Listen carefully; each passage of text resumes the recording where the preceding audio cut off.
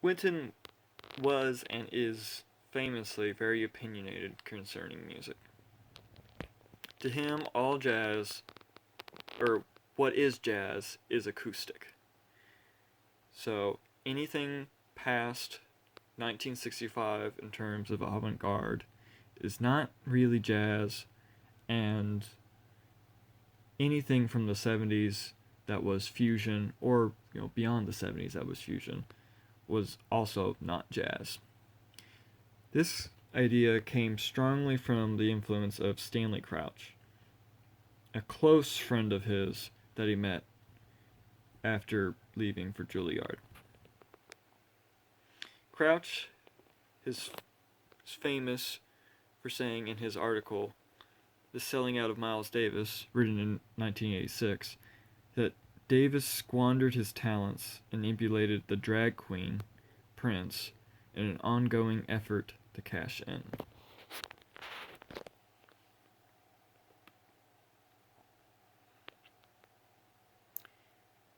Many artists also had their opinion on Wynton. Keith Jarrett said that he imitates others way too well to be taken seriously. Stanley Clarke, bassist and collaborator with Chick Corea in his Return to Forever, said that he would hate to hear Wynton Marsalis play over a groove, implying that couldn't. But also added that Wynton had done a whole lot for jazz in general and had brought back a respectability to jazz.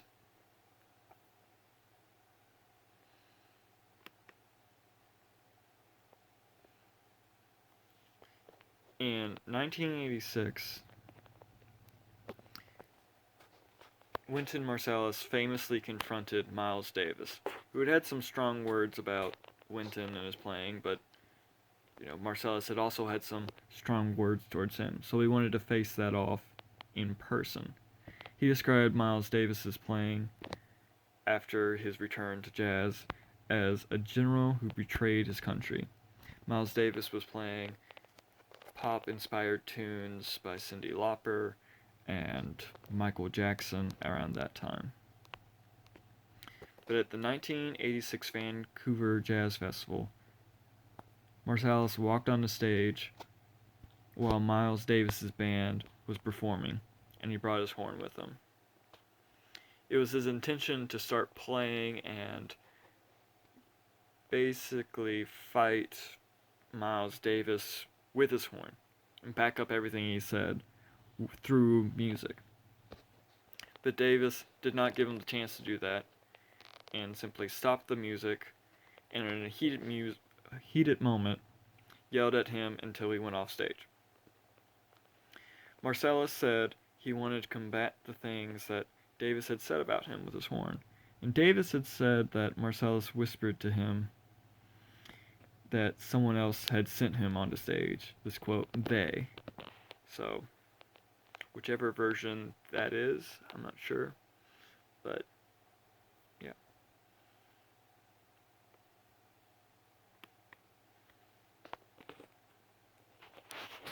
Back to his music career. Branford left Wynton's quintet to play with Sting in 1985, which caused a short rift between the two brothers that quickly became amicable again. His next quartet featured Marcus Roberts on piano, Robert Hurst on bass, and Watts yet again on drums. He later added a septet, or added horns for a septet, with Wycliffe Gordon on trombone, Wes Anderson on alto, Todd Williams on tenor, and he also changed his rhythm section up with Reginald Veal on bass, Herlin Riley on drums, and Eric Reed on piano. With this new four-horn lineup, he explored the compositional skills of Duke Ellington. Around this time, by the early 90s, he also did extensive studies on early jazz, such as the playing of Louis Armstrong. At this point, this he became the fully realized version of himself that we know today.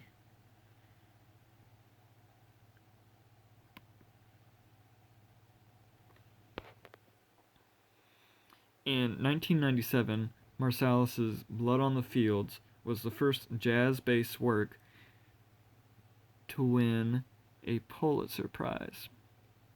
His dramatic oratorio drew upon the blues, work songs, chants, spirituals, New Orleans jazz, Duke Ellington's orchestral arrangements, Afro-Cuban rhythms, and Greek chorus-style recitations. It was a depiction of the African American history from the beginning, and was an extensive work. I believe it was a 3-disc. It came in a 3-disc set, and was pretty important. In 1999, Marsalis Plays Monk was released, and it was coupled with a PBS documentary. This is where we start to see him get more in the public eye through this medium, through television, through video. That same year, he also released Live at the Village Vanguard, which was a 7-disc set after a residency. In 2004, he wrote the score for Ken Burns' Unforgivable Blackness and the Rise and Fall of Jack Johnson. He was also involved with Ken Burns' jazz and Prohibition. Stanley Crouch was also involved with Ken Burns' jazz, and the two of their involvements is most likely the reason there wasn't much fusion discussed in the documentary. Yeah.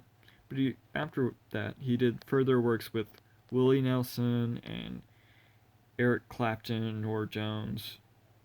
He did a whole lot of tribute albums, like Mingus, and like I said before, Monk, and Ray Charles was another one. He also wrote The Jungle for the New York Philharmonic and the Jazz at Lincoln Center Orchestra in 2016 as a depiction of New York City. Yet another large creative work.